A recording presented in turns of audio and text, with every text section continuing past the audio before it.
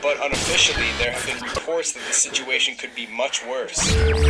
Threats and actions to prevent the spread of the virus. 1.2 million people in China.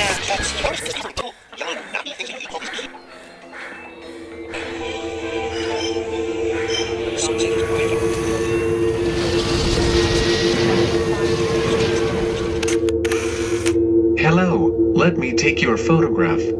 Okay, let's begin. Are you ready? Photo will take in 5 seconds from now. 5, 4, 3, 2, 1.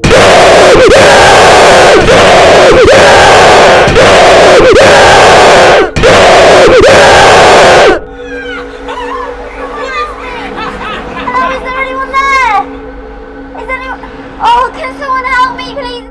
So what am I supposed to do for you? Hello? Oh my god, thank god! I've locked myself in the cupboard and my boss went home. Can you see my boss in the shop? No. Hello, nice man on the street, are you still there? Yeah? I swear I can hear something. Okay, give me a sec. Wait. Okay. Are you sure? Sorry, there is definitely someone here.